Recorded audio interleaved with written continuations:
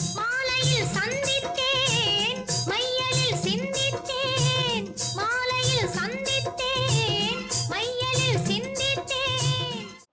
வணக்கம் நண்பர்களே.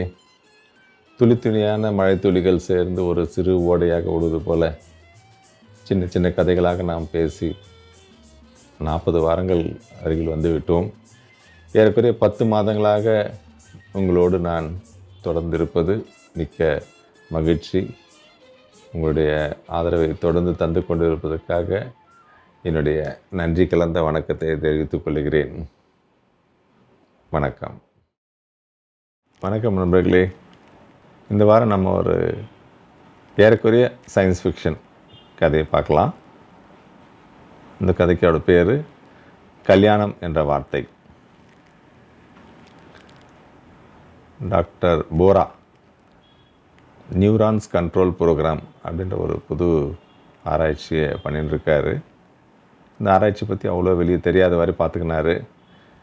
அவருக்கு 2 அசிஸ்டன்ட்ஸ், 2 பேருமே அவருடைய பிள்ளைங்க. பெரியவர் டாக்டர் சாரா, ஒரு நியூரோ சர்ஜன், அரசாங்க மருத்துவமனையில் இருக்கிறாரு. 2வது மகன் டாக்டர் நீரோ, அவர் ஒரு நியூரோ ஃபிசிஷியன், நகரோட மத்திய பகுதியில் ஒரு கிளினிக் வச்சுட்டு நடத்தின்னு இருக்கார். இந்த நியூரான்ஸ் கண்ட்ரோல் ப்ரோக்ராம் என்னென்னா, ஒரு மனிதனுடைய நியூரான்ஸை அவரோட கண்ட்ரோலில் கொண்டு வந்துடுற டாக்டர். அந்த நியூரான்ஸுக்கான கமாண்ட்ஸை அவரோட கம்ப்யூட்டர்லேருந்து அவரால் கொடுக்க முடியும். அவர் சொல்கிறதெல்லாம் அவன் செய்ய ஆரம்பிச்சிடுவான். அந்த மாதிரியான ஒரு கண்ட்ரோல் அவர் கொண்டு வந்துட முடியும். அந்த ப்ரோக்ராமை அவனுடைய மூளைக்குள்ளே கொண்டு போகிறதுக்கு எந்த ஒயரும் தேவையில்லை. அவர் ஸ்பெஷலாக கண்டுபிடிச்சிருக்கிற ஒரு சேரில் உட்காந்து அந்த ஹெட்ரெஸ்ட்டில் அவன் தலையை சாய்ச்சிக்கணுன்னு ஒயர்லெஸ் ஃபிடலிட்டி மூலமாக அந்த நியூரான்ஸை அவரோட கண்ட்ரோலுக்குள்ளே அவர் கொண்டு வந்துட முடியும். அந்த மாதிரியான ஒரு ப்ராஜெக்ட்டு. ஆனால் அந்த ப்ராஜெக்ட் அவர் ஒரு நல்ல விஷயத்துக்கு பயன்படுத்தல் போகல அப்படிங்கிறது தான் இப்போ நம்ம பார்க்க போகிறோம். கொஞ்சம் டெரரிஸ்டுங்களுடைய கனெக்ஷன்ஸில் ஒரு கெட்ட காரியம் அவர் பண்ண போகிறார். அதை நம்ம பார்க்க போகிறோம். Muthukumar MBA finance and marketing முடித்தவர். 32 வயசு ஆச்சு. MBA முடித்த உடனே அந்த கம்பெனியில் அவர் வேலைக்கு சேர்ந்துட்டார். அவருக்கு எப்போவுமே கம்பெனி பற்றி தான் எண்ணம். இன்னும் கல்யாணம் ஆகலை. ரொம்ப தீவிரமாக வேலை செய்வார். யார்கிட்டையும் அவ்வளோ மூஞ்சி குத்து பேச மாட்டார். ஒரு 10 வருஷத்துலேயே அவர் ஜெனரல் மேனேஜர் கார்ப்பரேட் பிளானிங் அப்படிங்கிற லெவலுக்கு வந்துட்டார். ஆஃபீஸில் எப்போவுமே இருப்பார். பிஸ்னஸ் நல்ல லெவல் கொண்டு வந்து கம்பெனியை நல்ல லெவல் கொண்டு போயிட்டுருக்காரு. முசுடு கிடையாது, ஆனால் யார்கிட்டையும் அவ்வளோ பேசிக்க மாட்டார். கடந்த 1 மாதமாக முத்துக்குமாருக்கு தலைவலி. என்னென்னோ மாத்திரை போட்டு பார்த்தாரு. அவருக்கு தெரிஞ்ச டாக்டர்ஸ்க்கெல்லாம் போய் பார்த்தார். ஒன்றும் அவ்வளோவா சரியாகலை. அதுக்கப்புறமா அவருடைய PA சொன்னான், டாக்டர் நீரோன்னு ஒருத்தர் இருக்கார், நியூரோ ஃபிசிஷியன், நல்ல ஸ்பெஷலிஸ்ட். அவர் போய் பார்க்கலாம் அப்படின்னாரு. சரின்ட்டு இவனும் போய் பார்த்தான். இவர் போய் பார்த்த உடனே இவருடைய முத்துக்குமாரோட இன்டெலிஜென்ஸ் டாக்டர் நீரோவுக்கு புரிய ஆரம்பிச்சிச்சு. டாக்டர் போராக்கிட்டேயும் பேசினார். அப்பாவும் பிள்ளையும் யோசித்தாங்க, ஓ இவன் தான் ரைட்டான பர்சன் நம்மளுடைய ஸ்லீப்பர் செல் வேலைக்கு அப்படின்னு டிசைட் பண்ணிட்டாங்க. அவங்களோட சேரில் உட்காந்து அப்படி தலையை சாய்ச்ச உடனே அவங்களுடைய முதல்ல நான் சொன்ன மாதிரி ஒயர்லெஸ் ஃபிடலிட்டி மூலமாக அவனுடைய நியூரான்ஸை அவங்களோட கண்ட்ரோல்குள்ளே கொண்டு ஆரம்பிச்சிட்டாங்க. அவங்க கொடுக்குற ட்ரீட்மெண்ட்லேயும் கொஞ்சம் தலைவலி குறைய ஆரம்பிச்சிச்சு. Almost over. இந்த ப்ரோக்ராமுடைய பேஸ் என்ன அப்படின்னா, முதல்ல அவன் மனசில் இருக்கிற ஒரு விஷயத்தை, அவன் மூளையில் இருக்கிற ஒரு நல்ல பழக்கமான ஒரு சொல்லை, ஒரு வார்த்தையை மறைய வச்சுருது. அப்போது அதுக்கு அவன் அடாப்ட் ஆகிட்டான்னா இவங்களுக்கு அடிக்ட் ஆகிடுவான். அப்படி ஒரு விஷயம். அதுக்காக அவங்க தேர்ந்தெடுத்த வார்த்தை கல்யாணம். முத்துக்குமார் கல்யாணம் ஆகாதனால அது ரொம்ப வசதியாக போச்சு. அவங்களுக்கு அந்த வார்த்தையை அவன் மனசுலேருந்து, அவன் மூளையிலேருந்து அந்த வார்த்தையை மறைய வச்சுட்டாங்க. அவனுக்கு கல்யாணம்னால இப்போ என்னன்னு தெரியாது. ஆஃபீஸ்க்கு வந்தான். எனக்கு பரவாயில்ல, அந்த தலைவலி குறைய ஆரம்பிச்சனால அவனும் நார்மலாக ஆக ஆரம்பித்தான். இந்த சமயத்தில் அவங்க ஆஃபீஸ் அக்கௌண்டன்ட் அவங்க மகளுக்கு கல்யாணம் வந்து பத்திரிக்கை கொடுத்தார். சார், வர சனி ஞாயிறு பொண்ணு கல்யாணம், அவசியம் வந்துருங்கன்னார்.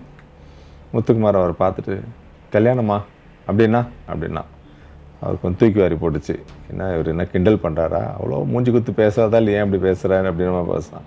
சார், சனிக்கிழமை சாயந்தரம் ரிசப்ஷன் சார், ஞாயிற்றுக்கிழமை காலைல கல்யாணம் அப்படின்னாரு. முத்துக்குமாருக்கு ரிசப்ஷன் என்னன்னு புரியுது, ஆனால் கல்யாணம் என்னன்னு தெரியல. ஞாயிற்றுக்கிழமை என்ன பண்ணுவீங்க அப்படின்னாரு. இது என்னடா இந்த ஆளுக்கிட்ட எக்கித்தவா மாட்டிக்கணும்னு சொல்லிட்டு, நான் வரேங்க, ஆஃபீஸ் நிறைய பேர் பற்றி கொடுக்கணும் அப்படின்ட்டு கிளம்பி போயிட்டார் அவர்.